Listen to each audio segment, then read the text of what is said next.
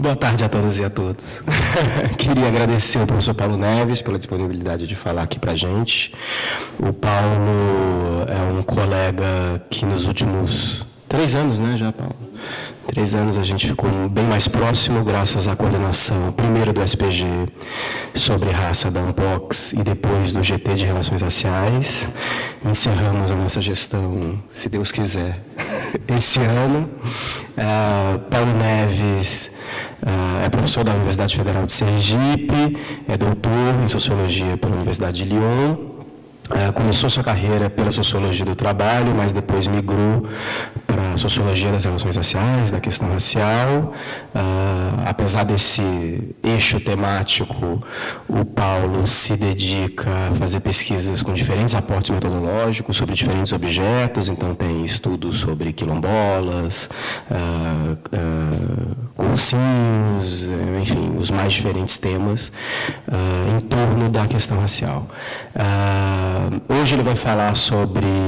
as suas pesquisas mais recentes, que buscam fazer uma comparação entre Brasil e África do Sul, e algumas narrativas sobre desigualdades, antirracismo,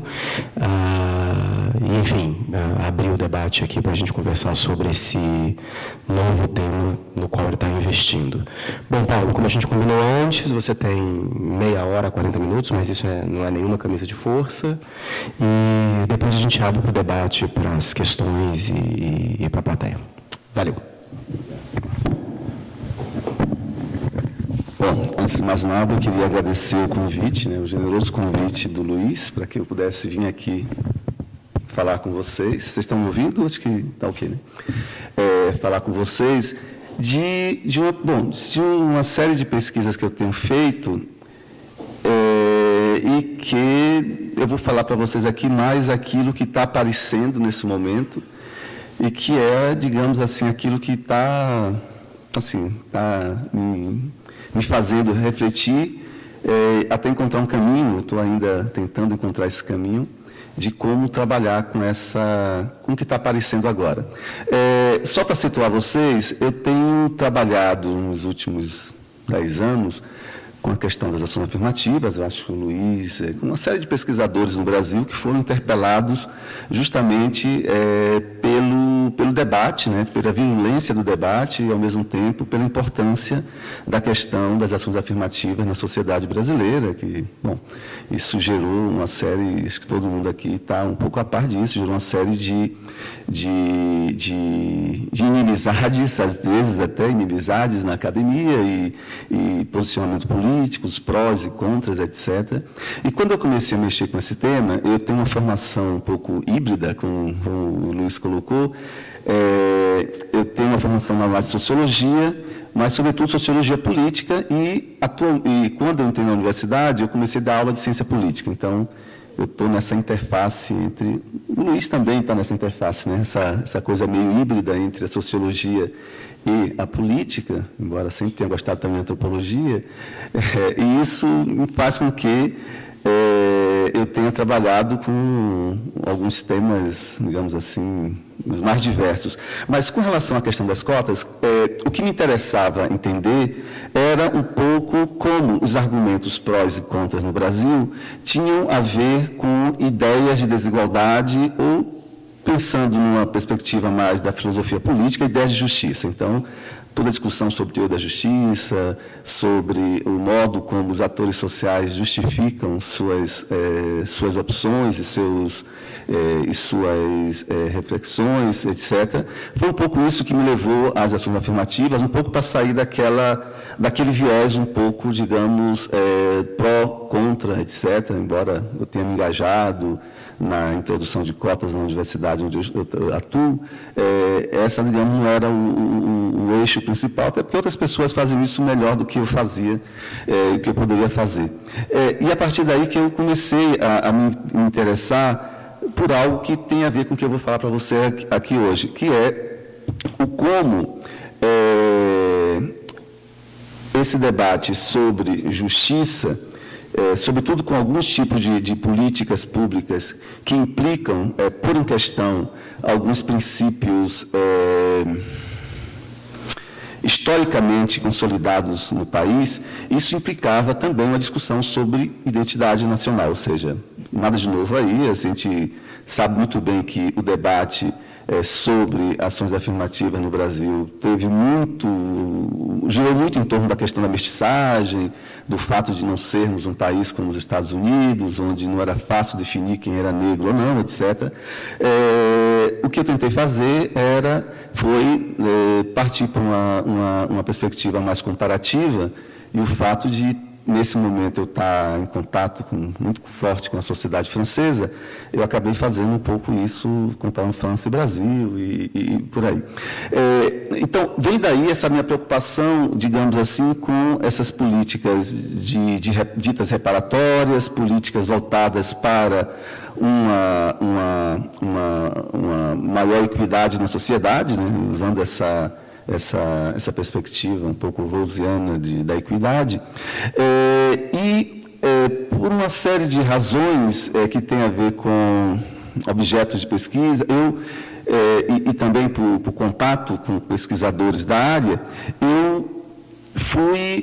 participo de um projeto Pro-África, que é financiado pelo CNPq, que é um projeto que visa consolidar redes entre pesquisadores brasileiros e pesquisadores da África. É voltado basicamente para pesquisadores da África lusófona, mas a coordenadora do projeto, que é a Laura Moutinho, da USP, tem uma relação muito forte com a África do Sul, fez uma tese sobre a África do Sul, comparando o Brasil e a África do Sul, e, por conta disso, eu acabei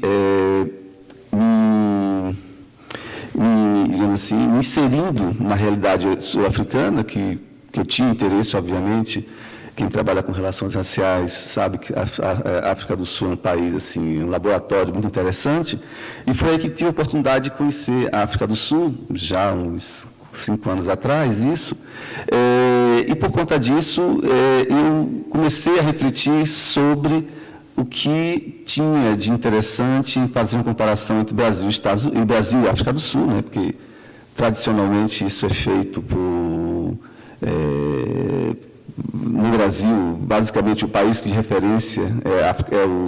são os Estados Unidos, e no caso da África do Sul, alguns pesquisadores já fizeram isso, a própria Laura, a Graziella, tem outros estudos de americanos que fazem também essa comparação, comparando Brasil, Estados Unidos e África do Sul, e é a partir daí que eu começo a me interessar por essa comparação, pela simples razão de que o Brasil e a África do Sul são dois países que são, ao mesmo tempo, muito próximos, por conta das desigualdades, digamos, socioeconômicas, com cores, ou seja, com viés racial, e, ao mesmo tempo, países muito diferentes, a começar pela colonização, pelo tipo de colonização, pela forma como se deu como as hierarquias raciais foram estabilizadas e foram institucionalizadas em cada país, ou seja, o apartheid na África do Sul realmente é um marco que cria uma diferenciação muito grande, e tudo isso fez com que eu me interessasse por essa comparação, de uma perspectiva de entender o que é que tem de interessante em cada um dos países, não para colocar um país como parâmetro para comparação com o outro, ou seja, uma comparação muito mais de pensar em jogo de espelhos mesmo, ou seja, o que é que é diferente num país, o que é diferente no outro, e o que é que isso pode, digamos, nos ajudar a entender em cada um dos países o que é próprio, o que é específico, numa perspectiva quase que antropológica, digamos, da comparação, e que tem sido desenvolvida. Aqui no Brasil, acho que a Graziella, ela foi pioneira em trazer essa perspectiva, que tem a ver com a orientadora dela, a Michelle Lamont, e o Thévenot, e autores que estão trabalhando essa perspectiva de uma comparação, digamos, do que eles chamam de sociologia da cultura, e tentando ver os repertórios que são, digamos, utilizados, repertórios de avaliação, que eles chamam de avaliação em cada sociedade, como cada sociedade estabelece gramáticas e modos diferenciados de pensar o que é o social, o que são as desigualdades, etc. Então, é um pouco essa, digamos assim, uma informação preliminar que eu gostaria de deixar vocês a par, ou seja, é uma pesquisa que nasce, na verdade, de pesquisas anteriores, de uma continuidade de um campo de investigação e que é ampliado, obviamente, em termos de campo empírico, e a partir daí que surgem as questões. Quando eu fiz uma primeira parte dessa comparação, eu trabalhei, e aí, como outros pesquisadores têm feito, acho que o próprio Luiz tem feito isso, junto com o grupo no qual ele faz parte, eu trabalhei com o debate público na imprensa. Então, eu fui para os principais jornais brasileiros e o principal, digamos assim, jornal, um jornal semanário sul-africano, que é o Mail Guardian, e tentei ver como em cada um desses países a questão das ações afirmativas eram abordadas. Essa, digamos, foi uma primeira fase. E se a gente olha como esse debate se coloca em cada um dos países, eu não vou falar muito aqui sobre toda a discussão sobre como o campo das relações raciais se constitui no Brasil, mas é óbvio que no Brasil você tem alguns argumentos que são muito fortes e muito frequentes nas argumentações, e outros que são, digamos assim, os contrários também são muito fortes. Então, não é algo muito, digamos assim, eu coloquei aqui no pendrive, mas acho que não seria tão... Só para falar quais eram essas categorias que apareciam e que eram, digamos, mais frequentes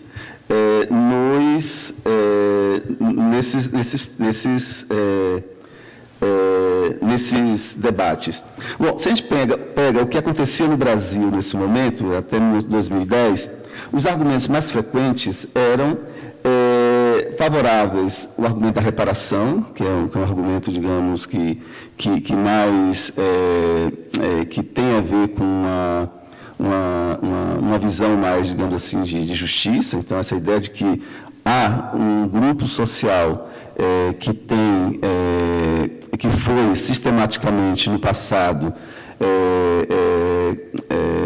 excluído de possibilidades de ascensão social. Então, esse grupo precisaria de políticas específicas para que ele pudesse ter condições de competir em igualdade com outros grupos. Então, falando aqui basicamente da população negra em relação à população branca. Tem o argumento que a gente pode, digamos, interpretar como um argumento de reconhecimento, aí todo o debate sobre reconhecimento que vem de autores como Taylor, como Honneth, na verdade um debate mais antigo, que vem do Hegel, bom, toda uma discussão que é muito forte na teoria política contemporânea acerca de como as políticas de reconhecimento são fundamentais para entender a gente segue o que o Honneth fala sobre o reconhecimento para ele seria aquele, digamos, conceito pouco desenvolvido pelas ciências sociais, que no fundo é o grande ausente, o conceito ausente nas explicações sociológicas sobre mudanças sociais, ou seja, então, essa ideia de reconhecimento que aparece numa reivindicação identitária muito forte de certos grupos sociais, dos grupos dos movimentos negros, de certos grupos culturais, é também algo muito utilizado, até 2010, pelo menos, era muito utilizado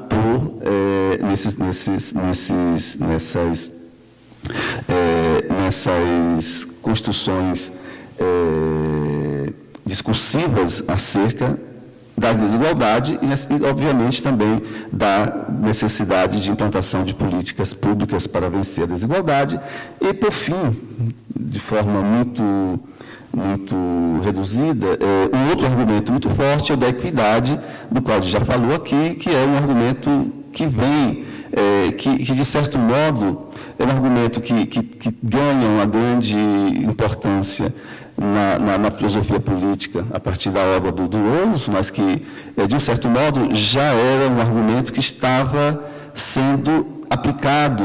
nas políticas públicas, tanto nas políticas públicas ditas ações afirmativas, como a gente pode pensar também em políticas social-democratas desde o fim da Segunda Guerra Mundial. Mas esse argumento da equidade é um argumento que é fundamental nessa argumentação no Brasil. Se a gente vai para a África do Sul, e aí que eu acho que a comparação é interessante, os argumentos são parecidos, são similares, mas tem algumas digamos, especificidades. Algo que aparece na África do Sul, em prol das políticas afirmativas, é o conceito de diversidade. Esse conceito de diversidade, ele tem sido, por muitos pesquisadores, colocado como um argumento importante nos países anglo-saxões, Estados Unidos, na Inglaterra, na França, um debate que surge no início dos anos 2000 também em torno do conceito de diversidade, ou seja, precisamos constituir elites mais diversas, pessoas que tenham contato umas com as outras, o que se explica na África do Sul, obviamente, pelo fato de ter sido um país que viveu até no início dos anos 90, um regime de apartheid, onde os grupos eram legalmente separados, espacialmente, mas não só espacialmente na cidade, mas também em termos de relações amorosas, em termos de possibilidade de ingresso nas universidades, de possibilidade de ingresso no mercado de trabalho. Então, a ideia de diversidade, portanto, ganha um peso muito grande nos argumentos favoráveis às ações afirmativas na África do Sul. A ideia de reparação, que também é muito forte no Brasil, então, ela também ressurge pelo mesmo motivo, e algo que não é tão forte no Brasil, a ideia de desenvolvimento, ou seja, a ideia de que era preciso vencer o subdesenvolvimento do país, tanto de algumas comunidades, ou seja, é preciso tirar as comunidades da pobreza e, ao mesmo tempo, elevar o nível de envolvimento dessas comunidades, desses grupos, com a ordem econômica, então, favorecer um desenvolvimento do país acelerado. Então, é algo que tem a ver, obviamente, com as especificidades da sociedade sul-africana, em que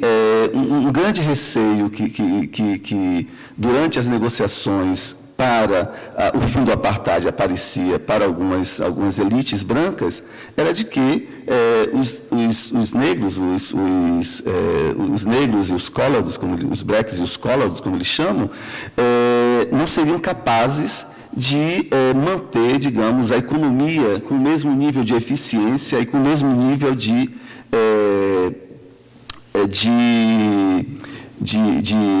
dinâmica, digamos, produtiva que tinha no passado. Então, isso era fundamental, digamos assim, é uma espécie de forma de levar esses grupos a pensarem como a mudança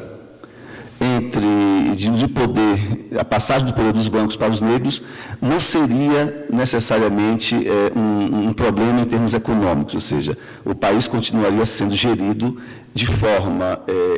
competente pelos negros também. Então, esse era um argumento, esse argumento, na verdade, vai tentar dar resposta a essa forma, digamos, de se pensar a passagem, a transição do poder entre negros e brancos. Se a gente pega os argumentos contrários, é muito interessante também a gente pensar como esse debate era visto num local e em outro, porque isso mostra algumas características de cada sociedade. Enquanto no Brasil os argumentos contrários giravam em torno da ideia de meritocracia, que é um debate clássico, essas políticas, elas ferem o princípio da meritocracia, então, portanto, devem ser combatidas. Então, debate clássico em termos de princípios de justiça. Tem a questão do universalismo, ou seja, essas políticas, elas ferem também não só o princípio da meritocracia, mas também o princípio da igualdade de todos perante a lei. Então, esse princípio de que a lei deve ser igual para todos. E, ao mesmo tempo, algo que é muito típico da sociedade brasileira, então, essa questão da meritocracia e da lei é muito frequente nos Estados Unidos, na França, no Brasil, em qualquer lugar que você tenha debate sobre ações afirmativas, esses dois pontos aparecem, mas algo que é típico no Brasil é a ideia de mestiçagem sendo usada como argumento contrário à política de ações afirmativas. Então, o fato de que nós éramos um país mestiço, o fato de que nós tínhamos dificuldade de identificar quem era negro ou quem era branco, isso acabava sendo o argumento contrário às ações afirmativas entre nós. Já no caso sul-africano, o debate é um pouco diferenciado, ou seja, há uma preocupação em geral, bom, eu não tinha como identificar se eram brancos ou se eram, mas pelos nomes, eram nomes mais europeizados dos autores dos artigos, na sua grande maioria com nomes de origem europeia, basicamente ingleses ou de origem africana. Mas não posso definir isso porque eu não tenho como identificar, não entrevistei os autores dos artigos. Mas havia uma preocupação com o que eu chamo aqui de unicidade e integração, ou seja, muitos autores achavam que o grande problema do apartheid tinha sido justamente a separação e que, após o fim do apartheid, nós não poderíamos estar colocando em prática políticas que iriam favorecer ou consolidar essas separações por outras vias. Ou seja, a ideia de que os negros, os blacks, os colored, etc., teriam direitos diferenciados em relação aos brancos, isso significava a, digamos, consolidação da separação que os mentores do apartheid haviam, digamos, pensado. Então, essa ideia de unicidade e integração é muito forte em alguns dos argumentos. Um outro argumento também muito forte, aí diz respeito àquilo que eu já tinha dito aqui anteriormente, é a ideia de eficácia. Para muitos autores, as políticas afirmativas provocariam, digamos assim, o aumento da ineficácia econômica, além de, para outros, isso aí tem um duplo vertente, ou seja, tanto provoca uma certa diminuição da qualidade dos serviços ou da universidade ou no setor econômico, que isso é interessante a gente pensar, como também seriam políticas que não levariam a uma maior uma diminuição das desigualdades. Então, tinha aí uma dupla face nesse argumento. E, por fim, que é um argumento muito utilizado, não só por brancos, mas também por negros de oposição, o poder ficou na mão, desde a democratização de políticos ligados à ANC, que seria o Congresso Nacional Africano, que é o partido que tradicionalmente, digamos, lutou contra o apartheid. Tem uma história interessante que pode remontar até o início do século, mas, digamos, a partir de Mandela, de todos os principais líderes da luta contra o apartheid, e que tem uma legitimidade muito grande, ou pelo menos tinha, até bem recentemente, uma legitimidade muito grande na população sul-africana, e tem vencido as eleições com muita facilidade até hoje. Então, para muitos, a principal questão era a apropriação partidária dessas políticas, o que significa dizer que algumas dessas políticas eram canalizadas principalmente para membros ligados ao partido. Principalmente, e algo que eu esqueci de falar inicialmente, enquanto no Brasil o debate sobre ações afirmativas ficou restrito inicialmente às universidades, o emprego público, as cotas de emprego público, o mercado de trabalho são mais recentes. Na África do Sul, há cotas para as universidades,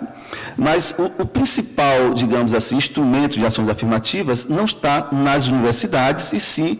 no que nós podemos chamar de mercado profissional e mercado econômico, ou seja, são uma série de políticas que têm uma sigla BEE, ou seja, Black Economic Empowerment, ou seja, políticas de empoderamento econômico dos negros, e essas políticas,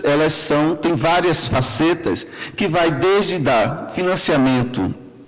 para empresas ou empresários negros, então, para empresas que têm os negros à sua frente, até subsídios para as empresas que contratam um certo número de negros, mais de negros, mas tem também um pequeno percentual para os colorados e para os indianos, mas, sobretudo, para negros nas empresas. Então, isso digamos, é o principal instrumento de... Pois não? Perdão, desculpa. A gente... o sistema de apartheid na África do Sul, quando foi implantado, ele tentou separar os grupos. Então, o black, ou seja, os negros, ou africans, ou seja, são digamos assim, a população majoritária, cerca de 70%, quase 80% da população, etc. Mas tem um grupo que, digamos que, diferente do Brasil, onde a mestiçagem foi muito forte ao longo da sua colonização e prosseguiu até os dias atuais, tem um grupo que foi formado inicialmente por uma miscigenação no início da colonização, no século XVII, século XVIII, ou seja, então, bem antes do apartheid e antes mesmo do século XIX, quando os ingleses chegam e tomam, digamos, o controle do país, ou seja, os ingleses começam a se apossar um pouco já no final do século XVIII, já no século XIX, os ingleses são onipresentes e vão, digamos, integrar tudo que nós chamamos hoje de África do Sul no Império Colonial Britânico. Então, os colorados são justamente esses grupos oriundos de uma mestiçagem entre holandeses, entre negros locais, mas também entre escravos que vinham da Malásia. Então, é um grupo que é considerado um grupo étnico separado, então, que tem essa história. Em geral, eles falam a língua oriunda do holandês, que é o afrikaner, e são grupos, digamos, que seriam mestiços para a gente. Ou seja, quando eu chego na África do Sul, as pessoas acham que eu sou colored, porque eu tenho o tipo físico de alguns deles, pelo menos. Então, não é o tipo físico, mas assim, eles são misturados, eles são mestiços. Além desse grupo, o sistema também criou um outro grupo, que é os indianos, ou seja, oriundos da imigração indiana que chegou ao longo do século XIX, trazido pelos ingleses quando os ingleses conquistam a Índia, etc., eles trazem trabalhadores da Índia. O Gandhi morou e lutou pelos direitos dos indianos na África do Sul. Então, você tem esses grupos, tem os blacks e tem os brancos, que são separados entre os ingleses, aqueles que são de origem de fala inglesa, e aqueles que são, digamos, oriundos da imigração holandesa, que foram, digamos, os principais, os principais intelectuais que vão criar, justificar e montar o aparato institucional são desses grupos de origem holandesa. Então, é um pouco isso, ou seja, sendo que as políticas de ações afirmativas, elas são basicamente voltadas para os negros, porque há uma percepção, não só porque os negros são majoritários, mas uma percepção de que os principais excluídos do regime do apartheid foram os negros.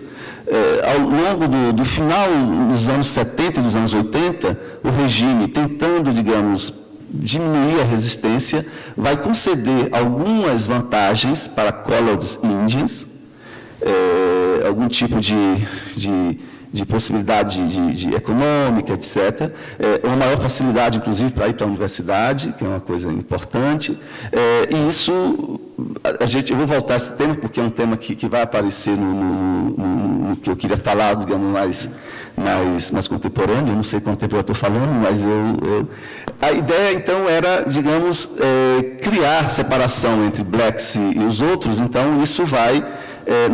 nessa linha de que faz com que hoje os blacks sejam os maiores beneficiados de ações afirmativas. E como eu dizia, essa questão das ações afirmativas, elas são basicamente voltadas para a economia, na medida em que é na economia que, digamos, se pensava que isso iria gerar um maior impacto em termos de mudanças, em termos de ascensão social de certos grupos. E, ao mesmo tempo, há uma outra característica que talvez tenha a ver com digamos, a tradição anglo-saxã da África do Sul, é que as universidades, embora elas tivessem cotas, elas só recentemente estão aumentando o número de negros entre seus estudantes, entre seu corpo docente. A principal razão é porque as cotas existiram, começaram a existir desde os anos 90, contudo, as universidades são pagas,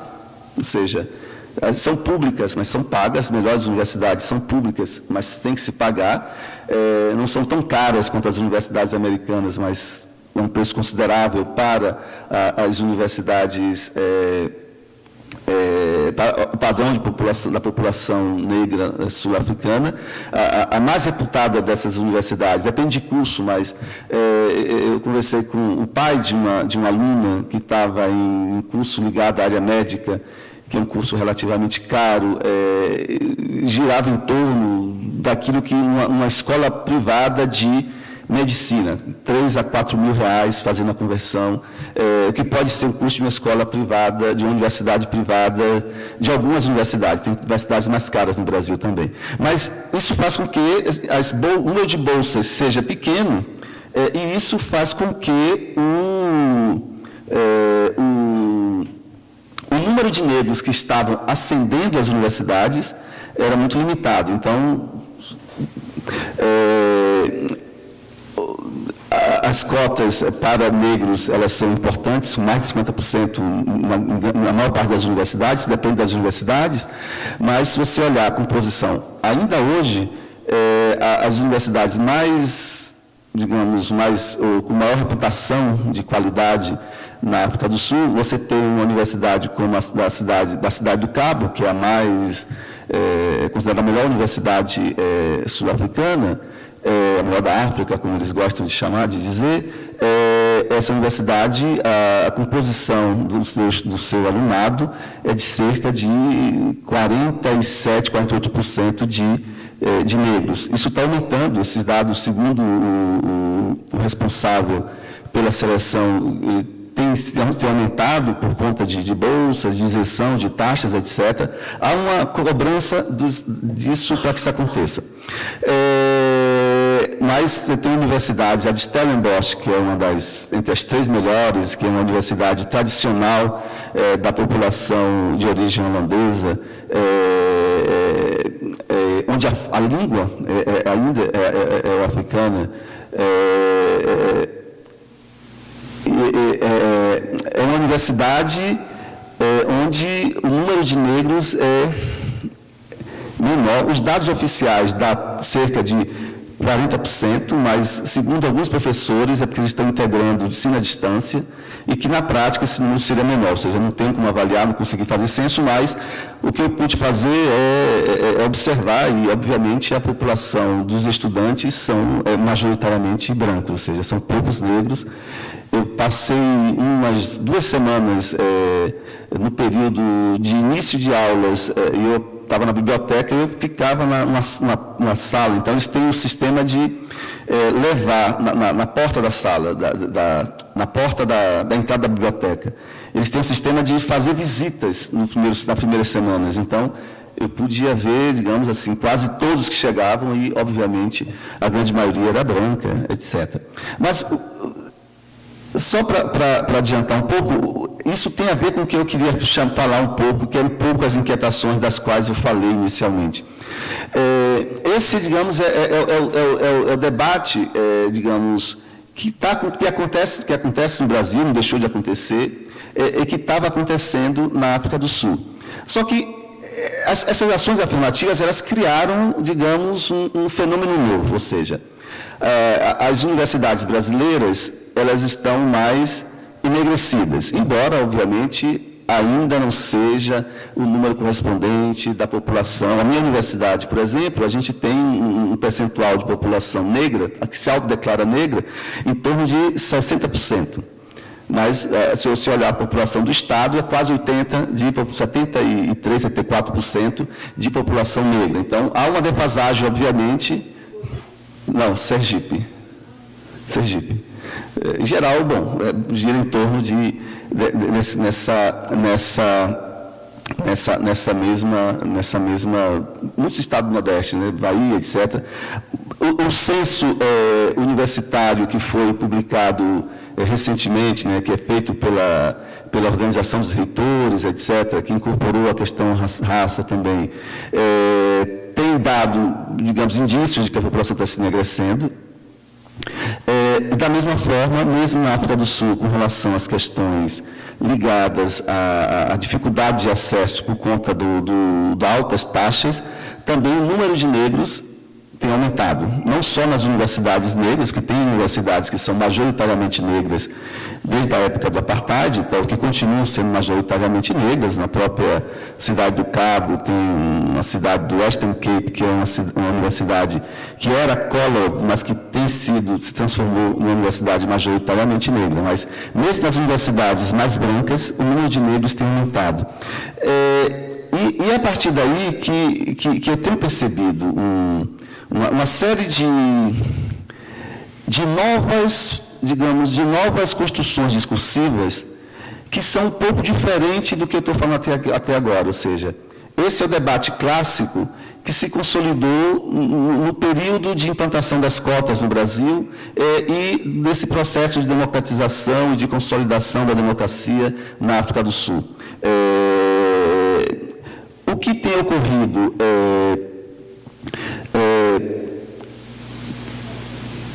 tanto no Brasil quanto na África do Sul, é muito interessante porque isso mostra como está mudando o modo como os estudantes, mas isso tem repercussões a nível social, não só os estudantes, mas a nível social. Eu não queria dizer que está mudando a percepção racial da população, mas eu acho que eu não tenho elementos para falar isso, mas é isso que eu estou tentando investigar e os indícios que me parecem que são interessantes. Por isso que eu falei o título da minha apresentação tem a ver com identidade nacional e tem a ver com políticas de reparação às desigualdades. Porque me parece que o debate atual que ocorre, sobretudo nas universidades, e aí eu acho que as universidades é um espaço importante para se pensar, justamente porque se formam nas universidades não só as elites intelectuais do futuro, mas, sobretudo, porque os debates que têm lugar nas universidades ganham uma repercussão muito grande rapidamente, por conta de que as pessoas escrevem artigos, por conta do fato de que os estudantes são cada vez mais conectados com redes sociais, ou seja, é próprio do mundo universitário um certo controle da palavra escrita, da palavra oral também, dos discursos, e isso acaba dando uma repercussão muito grande a esses discursos. E é um pouco isso que eu tenho tentado investigar, que isso se deve, em grande medida, ao fato de que, em 2015, aconteceu na África do Sul um movimento muito importante no meio universitário, que tem a ver com a própria percepção, digamos, do que é o país, ou do que o país, o que as universidades, pelo menos, do que são as universidades, o que as universidades devem ensinar. O primeiro movimento desse, que é de março de 2000, começa em março de 2015 e se prolonga ao longo de 2015, é um movimento chamado Rhodes Must Fall, que é um movimento para, inicialmente ele começa para tirar a estátua do Cecil Rhodes, que foi um inglês, um colonizador inglês, a palavra que eles usam, imperialista inglês. Esse que eu não queria evitar o imperialista, porque tem um aspecto, mas que obviamente foi isso. Foi um empresário inglês que fez fortuna na África do Sul. Colocaram Rodésia. Ele era dono de grande parte do que hoje é o Zimbábue. E do Malawi também, porque tinha Rodésia do Sul, Rodésia do Norte. Então, era alguém que tinha imensos territórios, minas de ouro, etc. Era a grande fortuna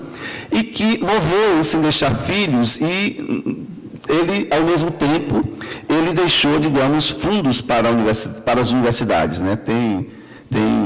várias universidades que dependem, que foram criadas com fundos privados que ele deixou e basicamente, ele tinha uma estátua eu trouxe umas fotos, mas não dá para mostrar, mas a gente pode, talvez, no final, depois, colocar essas fotos. Ele tinha uma estátua no campus, no centro do campus da melhor universidade do país, que é a Universidade da Cidade do Cabo, que é um campus belíssimo, um campus que é numa montanha. Então, ele estava lá no topo da montanha, quer dizer, no meio, o campus fica até o meio da montanha, mas estava lá em cima, digamos, uma estátua tomando conta da cidade, etc., etc. Os estudantes se rebelam etc. Bom, isso faz com que o movimento se radicalize, e o movimento que inicialmente era só para tirar uma estátua, se transforma em um movimento contra o colonialismo. Então, o debate se gira em torno do anticolonialismo, tanto o anticolonialismo dos símbolos, como também do ensino. Então, vai se exigir que se ensine mais matérias africanas, vai se colocar em questão o fato de que as universidades têm poucos negros, não só entre o alunado, mas também, sobretudo, entre os professores. Eu conversei com um dos responsáveis dessa universidade e é muito claro a preocupação deles em contratar pessoas não brancas para os cargos de professor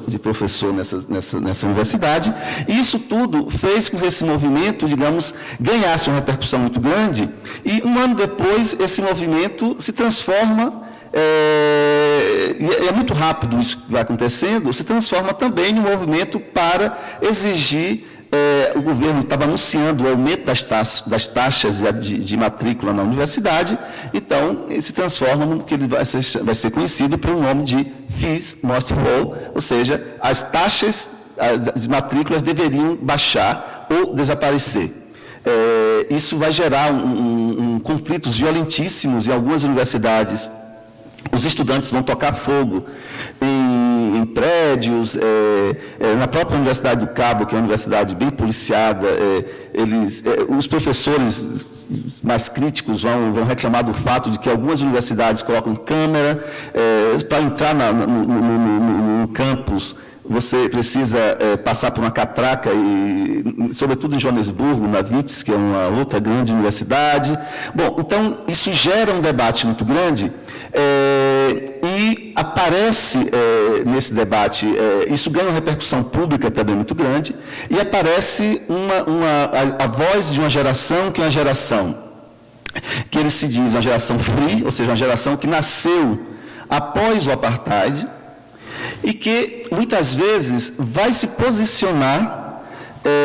de forma crítica com relação aos pais da democratização sul-africana, Mandela.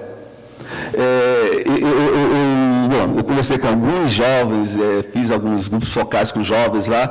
e esses jovens vão falar, olha, o Mandela era uma poetisa, eu fui para escreveu um poema e recitou, que falava uma coisa muito interessante. Olha, eu gostaria de ser amada como os brancos amam o Mandela. Que é muito forte para dizer o seguinte: o Mandela é muito bem visto porque ele segundo esse discurso desses jovens, o Mandela criou a possibilidade digamos, de uma democratização pacífica, mas, ao mesmo tempo, o modo como essa democratização se deu beneficiou a poucos negros, e aí tem uma crítica à ANC, que é uma crítica de que as políticas que a ANC colocou em prática, elas não tiveram digamos, o impacto que deveria ter em um país em que, como no Brasil, ou seja, a pobreza é muito grande, e os economistas têm discutido isso de forma muito, muito interessante, formou uma classe negra, classe média negra, mas não diminuiu a desigualdade, não diminuiu a pobreza em termos relativos, e há, portanto, uma voz crítica muito forte. E aparece, portanto, nessa discussão, o líder, digamos, da oposição mais radical, o Julius Malema, que é uma figura, não tem tempo de falar aqui, mas é uma figura interessante para se pensar, que vem da ANC, mas que rompe, ele, recentemente, ele faz um discurso no Congresso e propondo uma reforma agrária sem compensação financeira para os proprietários de terras, porque as terras continuam, majoritariamente, as terras mais rentáveis nas mãos dos bancos, colocam a questão, olha, o tempo da conciliação terminou, agora é o tempo da reparação. Isso é muito forte entre os jovens, pelo menos entre esses jovens universitários com quem eu tive contato, e aparece, portanto, uma discussão interessante que tem reflexos, que tem paralelos também com o que está acontecendo no Brasil. As mulheres negras, cada vez mais articuladas, inclusive criticando os movimentos estudantis durante o Rhodes Must Fall e o Fees Must Fall,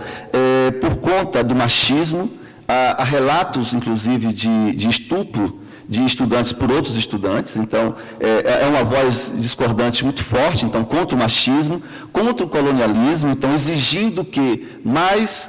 matérias de disciplinas falando da África e por africanos seja discutida, então, há debates imensos nesse sentido, e, ao mesmo tempo, uma maior racialização, no sentido de que, bom, não é uma maior, mas um reforço de um discurso, vou terminando já, muito forte. Alguns eventos de estudantes tinham bem claro, black only, ou seja, só negros podem participar, ou seja, eram chamadas para os negros, não eram chamadas nem para os brancos, nem para os colors, nem para os Indians. Alguns professores relatam tensões fortes nas salas de aula. Então, o que eu estou chamando a atenção é para o fato de que,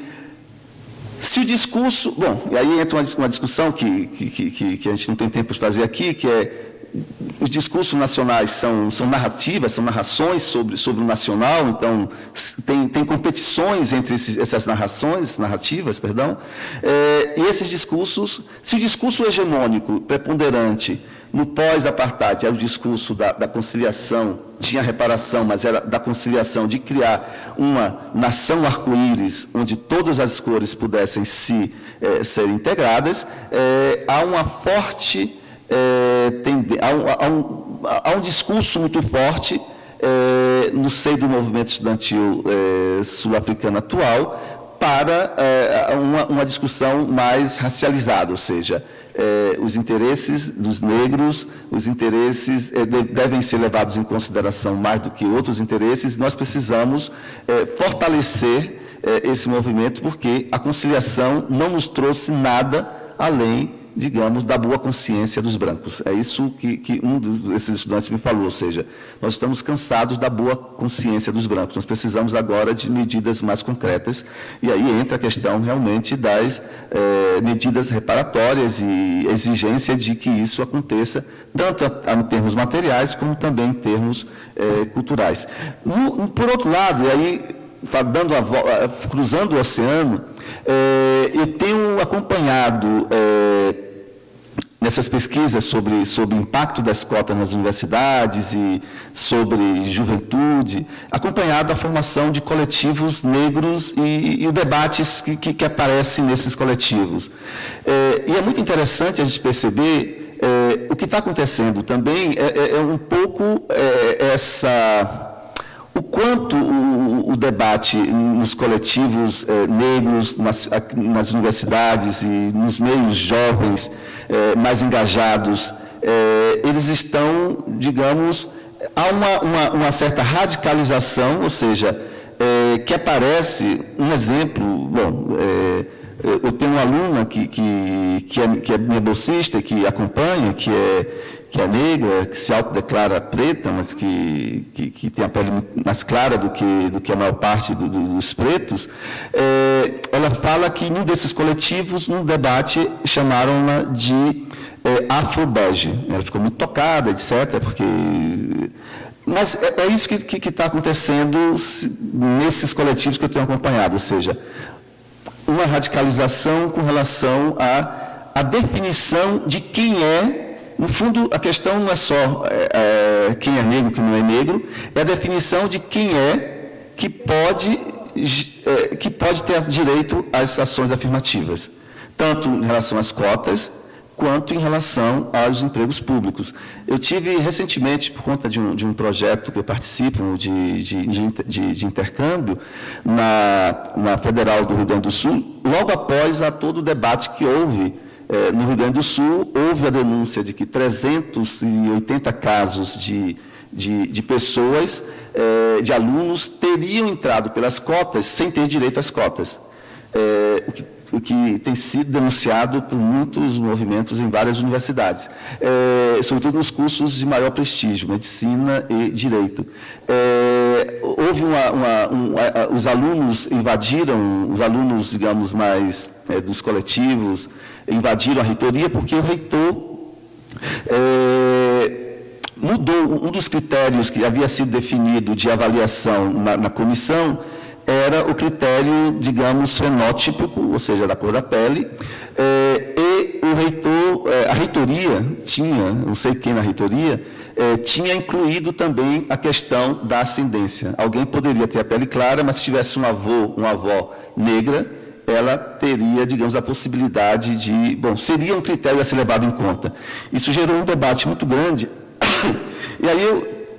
coloco que, no fundo, o que está em questão não é só a identidade negra, obviamente a gente sabe que isso é muito forte para alguns movimentos, no fundo o que está em questão é também, toda uma discussão sobre quem tem direito ou não a essas políticas, ou seja, a ideia de que quem tem direito são aqueles que têm a cor da pele mais escura. Então, essa ideia que está muito forte, que é uma ideia que eu acho que em termos de critério de justiça, não é uma ideia sem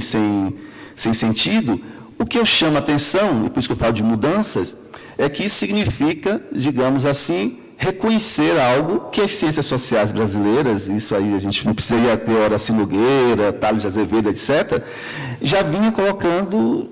há muito tempo, ou seja, que a questão da cor da pele é fundamental, pelo menos em algumas cidades, em Salvador, sei lá, em São Paulo, no interior de São Paulo, que é onde esses autores fizeram pesquisas, a cor da pele efetivamente conta, ou seja, quanto mais escura, mais, claro que há outros critérios, a questão de renda, etc., questão de gênero, sexualidade, mas quanto mais escura a cor da pele, mais sofre desigualdade. E é isso que, do meu ponto de vista, está gerando um debate interessante no seio dos grupos e dos coletivos negros na universidade. Então, só para terminar, acho que já falei demais, já é para falar 30 minutos, já falei o dobro, mas a ideia era efetivamente e é isso que eu estou tentando pensar e refletir sobre essas mudanças que estão acontecendo em termos discursivos, em termos simbólicos, em termos de práticas sociais, tanto entre jovens estudantes jovens universitários na África do Sul, quanto jovens universitários no Brasil. Então, eu acho que essa comparação, esse jogo de espelhos, como eu gosto de falar, pode nos ajudar a entender tanto o que está acontecendo lá como está acontecendo aqui, e antemão eu coloco, não tem nenhum tipo de julgamento de valor no que eu estou colocando aqui, eu estou tentando entender o que está acontecendo. Eu acho que nosso papel é justamente esse, enquanto pesquisadores, entender o que está acontecendo, até para que os atores sociais se deem conta das implicações do que eles estão fazendo, ou seja, e se tomem decisões dando-se conta sobre isso. E eu finalizo isso falando, eu participo de uma rede, uma rede social no WhatsApp, só de pessoas coordenadoras de NEABs e de militantes, digamos, que estão ligados a essas questões de implantação de ações afirmativas. E apareceu um debate, toda uma discussão sobre a categoria pardo, e uma pessoa importante no movimento negro e nesse debate fez alguns comentários que gerou uma polêmica muito grande, ou seja, alguns comentários sobre os pardos historicamente não foram tão engajados na luta contra a escravidão quanto os negros escravos, e isso tem repercussões até hoje, ou seja, essa frase, o que eu queria chamar a atenção, que essa frase é uma frase de um indivíduo, mas gerou uma polêmica, e essa polêmica, obviamente, nos traz à mente o que eu estou tentando mostrar para vocês, ou seja, que existe algo acontecendo no processo, digamos, nas categorias que nós utilizamos para a definição raciais ou racializadas na sociedade brasileira.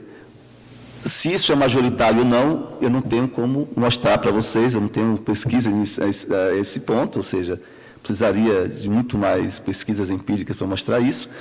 O que eu estou mostrando tentando mostrar que existem, digamos, discursos, existem práticas de atores importantes num meio importante, digamos, para a formação da opinião pública, como é o espaço universitário. Espero que